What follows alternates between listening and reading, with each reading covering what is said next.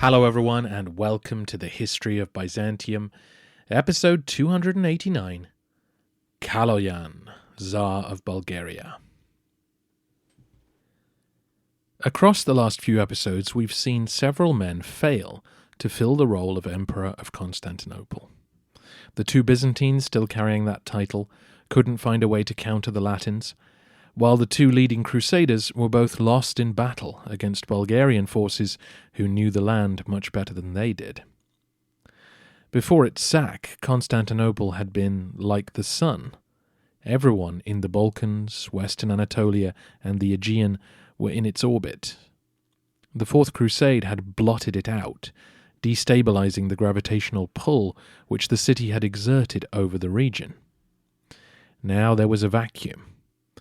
Either someone could fill that space and restart the dead star, or the lands of the empire would fragment and different power centers would begin seizing control for themselves. This sounded like good news to the Bulgarians. With Constantinople's power gone, the greatest threat to their existence had been eliminated. There was nothing to stop them developing their home base into a prosperous and peaceful land. But then again, the Bulgarian state was not like Byzantium. It wasn't a bureaucratic institution designed to protect a Bulgarian homeland. It was closer to a tribal organization, where leading families competed with each other for prominence, one which relied on a strong man to hold everything together. If such a figure happened to be riding high when Constantinople fell, then it's possible he could dream the impossible dream. Rather than reinforce his regional power base, he could seize the dead star for himself, reignite it, and become the first ever emperor of the Romans and Bulgarians. The city has fallen. The city has fallen. The Tsar of Bulgaria received the news of Constantinople's fall with mixed emotions. The humiliation of his state's great rival was a definite boon to his cause. But Kaloyan had many concerns on his mind. His fledgling kingdom remained vulnerable despite the collapse of Byzantine power. And he wasn't at all sure if a Latin empire based on the Bosphorus was going to be a positive development for his people. Kaloyan was born around 1170 to a family of Vlach chiefs who were operating reasonably happily within the Roman world of Manuel Komnenos. As best we can tell, his baptismal name was Ivan, but since his older brother had the same name, he was known to most of his kin as Joannista, Little Ivan. In Greek, his name was understood as John, and in his positive press he was known as John the Handsome, Kalos Ioannis, as in Kaloyan.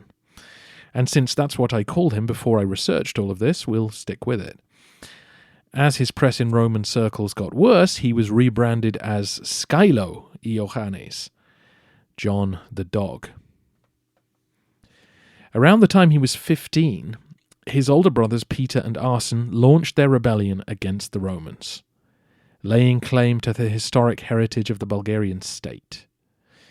The forces of Isaac Angelos responded, and in 1188 they captured Arsene's wife.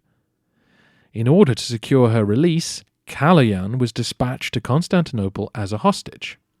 He seems to have escaped or been released at some point in the next few years.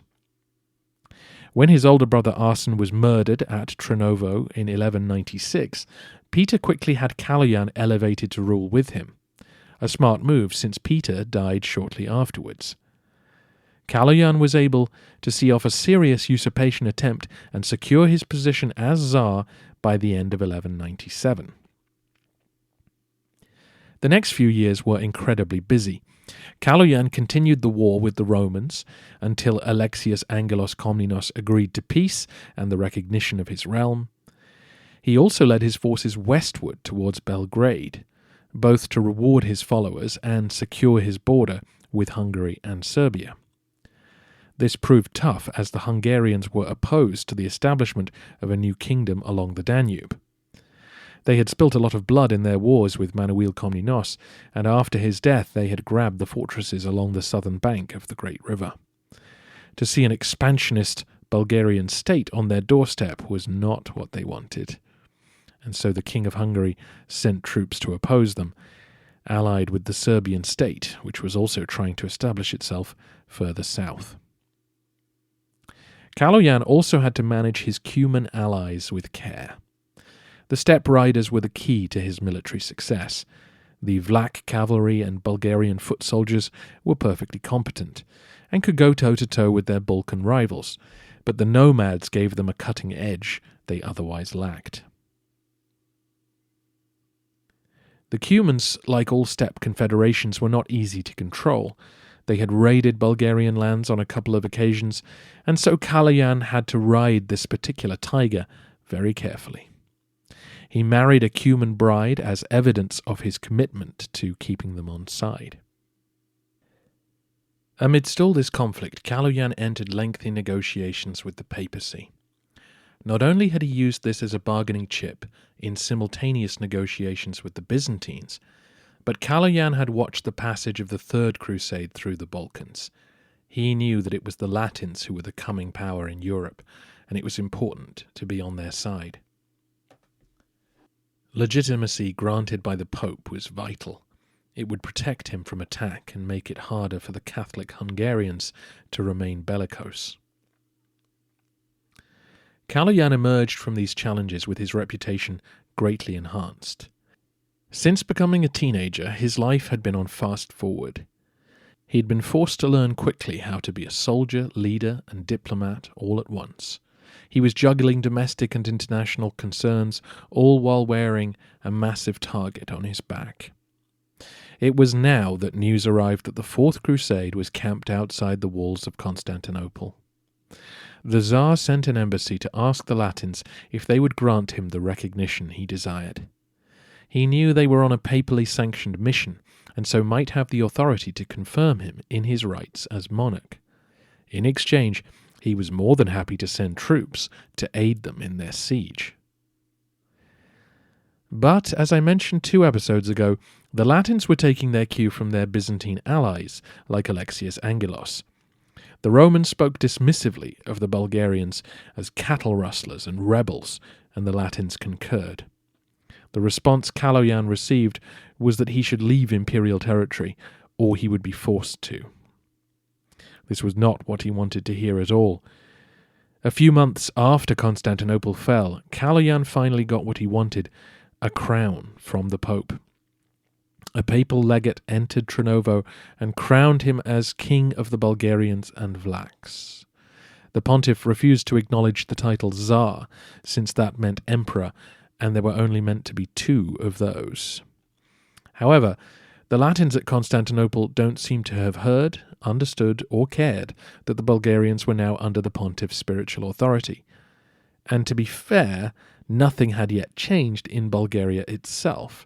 Its clergy continued to use the Orthodox rite and would never fully align themselves with Catholic practice. So it was that the new Emperor Baldwin remained belligerent, that Kaloyan made an alliance with Byzantine officials in Thrace, and that the 2 sides clashed in April 1205 outside Adrianople. The victory which Kaloyan won could not have been more crushing. Baldwin was in chains, most of his knights were dead, and the Latins were fleeing with haste back to Constantinople. The question now was how to follow up this magnificent victory. As Latin resistance melted before him, he must have had an idle thought or two about whether a direct assault on Constantinople might succeed. But such dreams were easily brushed aside. Without naval support, such an attack would have been fruitless. The land walls remained formidable, and the Venetian fleet dominated the Golden Horn. But what about Thessaloniki? The empire's second city was now wide open, and capturing it would be the greatest victory in Bulgarian history. The Tsar allowed most of his Cuman allies to roam free across Thrace in the aftermath of the battle. Some made it to the vicinity of Constantinople, pursuing fleeing Latins, looting and pillaging as they went. Kaloyan led the rest of his army west towards the city of St. Demetrius. As his route became clear, messengers raced south into Greece, desperate to find King Boniface, who was off besieging Napoleon. As we talked about last week, there was panic inside Thessaloniki, and some Slav rabble-rousers actually chased the authorities into the citadel. Was the city about to be sacked again by a foreign army? Fortunately for Boniface and the Roman population, the fortress of Ceres bought them some time. Ceres guarded one of the approaches to Thessalonica, and Boniface's men held it against Kaloyan's attack. It took several days for the defenders and the local Byzantines trapped inside to run out of food and surrender.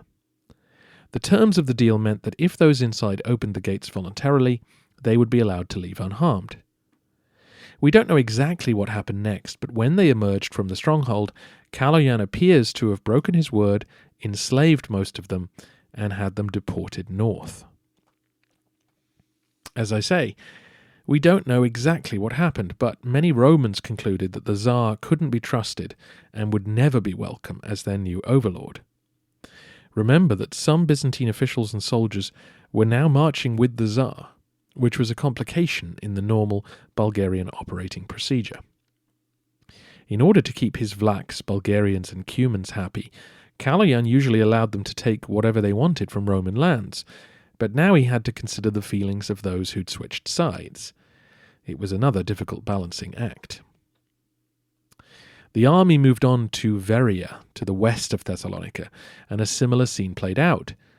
Kaloyan was capturing the forts he needed to isolate the city, but he was also taking Roman captives and dragging them away. Boniface managed to race back from Greece and reoccupy his city, which for the time being warded Kaloyan off. The Tsar didn't want to risk all he'd gained by pushing his men too far. The summer was slowly passing, and so he turned away from Thessaloniki and began to make his way north. He wasn't going home without another prize, though, and so he headed towards Philippopolis, one of the major Byzantine towns of Thrace. The citizens of this region had been terrorized by the Bulgarians for 2 decades now, so had no incentive to join his side. The Latin commander abandoned the city as the Tsar approached, recognizing that resistance was futile. But a Byzantine general named Alexius Aspietes stood firm and tried to rally the population to defend their city. This seems to have angered Kaloyan, who presumably felt that he was doing the Romans a favour by driving the Latins out. Various stories are told about the siege. One blames the city's Bogomil population, a heretical Christian sect, for betraying the gates to the Bulgarians. But whatever really happened, Kaloyan captured the city, executed the local leadership, and enslaved many of its inhabitants. Kaloyan's strategy was becoming clearer. He would eliminate any Latin garrisons he found and depopulate Thrace in favour of his own territory north of the Haemus Mountains. Romans and their animals would be settled there to boost his own economy, while Thrace would become a wasteland, which would be unable to resist his incursions or to provide the base necessary to support a Latin empire. He had one eye on Thessaloniki, but he needed conditions to be truly in his favour. Those who bore the brunt of these actions were, of course, ordinary Romans. It was they who would suffer the depredations of his army's marches. Many of those who defected to Kaloyan's banner began to have serious reservations. The Bulgarians were freeing them of Latin rule, but at what price? Perhaps they would be better off with the Westerners after all. It seems like Kaloyan didn't go home that winter. Presumably he stayed at Philippopolis. He was determined to make the most of this extraordinary opportunity. As 1206 dawned, he led his men through the January weather to the southern coast of Thrace. There he began attacking the forts which the Latins still held. It's hard to know what to believe about the extent of this campaign. The Latin historians name about 6 towns he either broke into or terrorized from the outside, while the Byzantine sources name 12 or more. At some, the Latin garrison was massacred, at others the Roman population were enslaved and deported. The raiding continued up to about 30 kilometers from Constantinople itself, a demonstration of Bulgarian power. Was there a possibility that the Latins would give up and sail away? Not really. It would be too humiliating, and it would betray the sacrifice of all the crusaders who died for this cause. The Latins accepted that Baldwin was now dead and elected his brother Henry, or Henri, to replace him. The new emperor gathered the forces he could muster and prepared to fight a guerrilla campaign against Kaloyan's men. As you can imagine, the roads of Thrace were choked with refugees. People were running in terror from the Bulgarian army and trying to find a safe haven. Many flocked to Adrianople, whose sturdy walls seemed their best hope for survival. The city had been the epicenter of the original revolt in favor of Kaloyan, but the mood had now turned against him. If this was the alternative to Latin rule, then it was definitely the greater of two evils. This was when Kaloyan became John the Dog in the eyes of the Romans. Interestingly, in Bulgarian circles, his amazing success led to the creation of a different nickname, the Roman Slayer, a deliberate riposte to Basil II, whose campaigns he seemed to be reversing.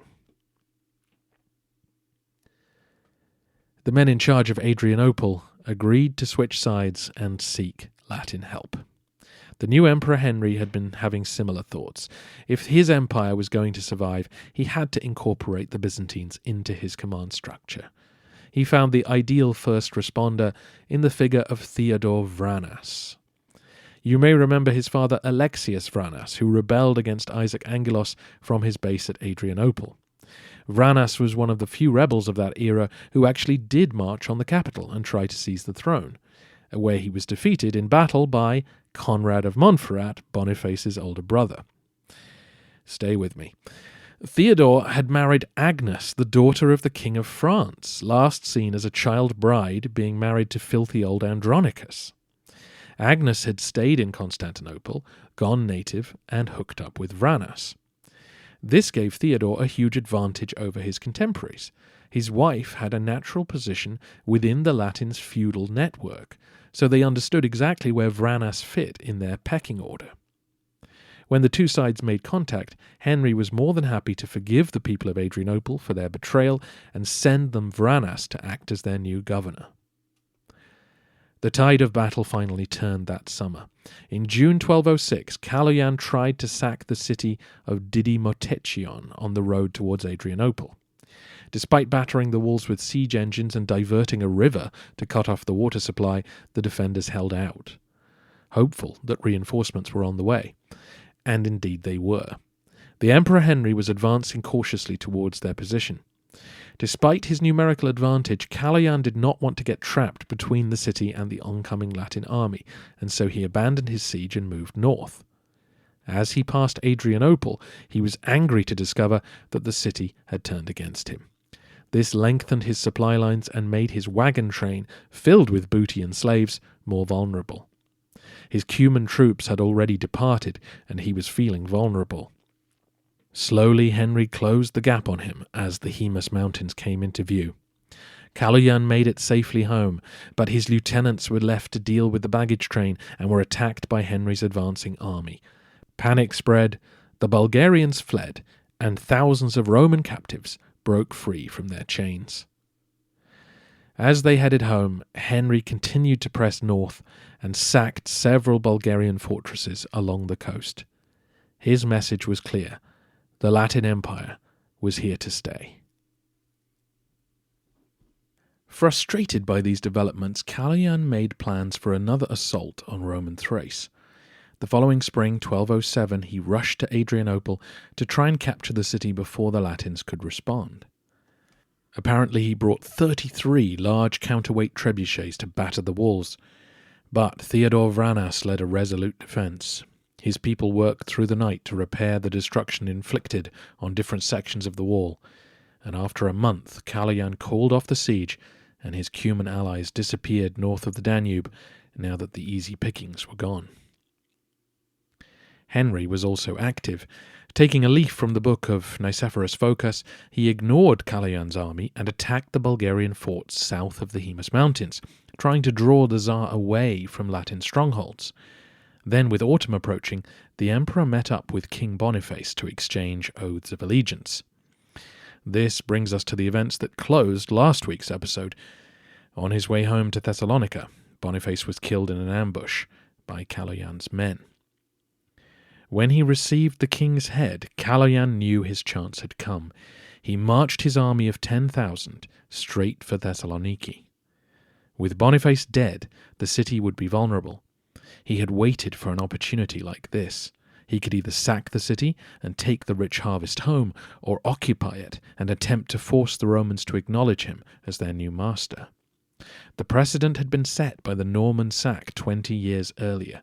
The city could be taken. It was that event, after all, which had provided the spiritual justification for the Bulgarian revolt, that St. Demetrios had abandoned the Romans and had relocated to Trnovo, Kaloyan's capital. The Bulgarians bypassed the city's surrounding forts and went straight for the jugular. Inside the city, faction fighting again threatened to leave the people defenseless. There were Romans and Slavs intriguing against the Latins and infighting amongst the Westerners themselves. But Margaret, Boniface's widow, remained nominally in charge, and the one thing everyone could agree on was that they did not want to surrender to Kaloyan. The Tsar focused his attack on the north of the city. The plan was to fill in the moat with wood and other debris and then attempt to scale the wall with ladders. The northern moat was quickly filled up as trebuchets pounded the walls above. It was autumn, and the attack had to be pressed before supplies began to run out. Then suddenly, in the middle of the night, a cry went up from the Tsar's camp. Kaloyan was dead. The siege was immediately called off, and the Bulgarians returned home. Predictably, in the aftermath of this shocking turn of events, the Bulgarian realm fell into conspiracy and civil war. Their opportunity to become masters of the Balkans had passed. The Latins and Romans strengthened their alliance, and the Emperor Henry held on to his throne. The great strength and great weakness of states like Bulgaria is their dependence on the competence, charisma, and longevity of one man.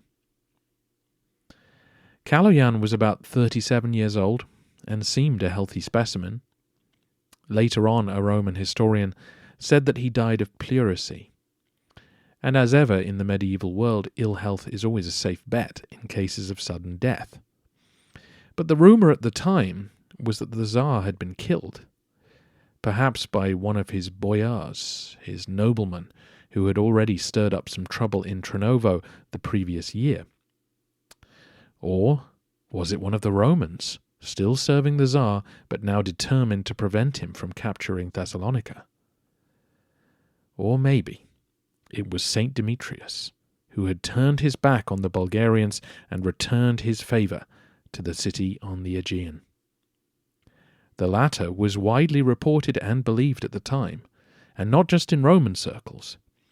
One scholar argues that had Kaloyan died of natural causes, the stories of murder would not have spread so quickly. Who can say? But the legend that Demetrius had visited the Tsar's tent that night and delivered a fatal blow is a tale which gripped the Balkan imagination. The image of the saint eliminating Kaloyan can be seen in at least 5 Balkan churches and on many icons. It's a backhanded tribute to the impressive figure that Kaloyan cut. When he was growing up, the idea of reviving the Bulgarian Empire was just a fantasy. By the time he died, the thought that a Bulgarian Tsar might annex the Roman Empire was not so far-fetched.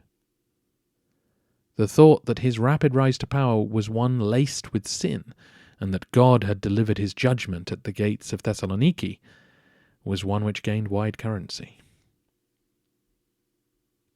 For now, then, the Balkan theatre of war had reached stalemate.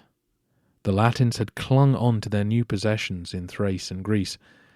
The Bulgarians were off to kill one another until a new strongman emerges, and the Romans breathed a sigh of relief that they weren't going to be slaughtered next spring. It wasn't clear to anyone in the Balkans what the future had in store. No one seemed strong enough to step into Manuel Komnenos's long-vacated shoes. But of course the Roman world was not just in Europe. Across the waters in Anatolia, a new power was emerging, one that could conceivably dominate the entire west coast. If that was to happen, then Constantinople would be but a short boat ride away. Next time, we go back once more to the fall of New Rome and follow a different vantage point.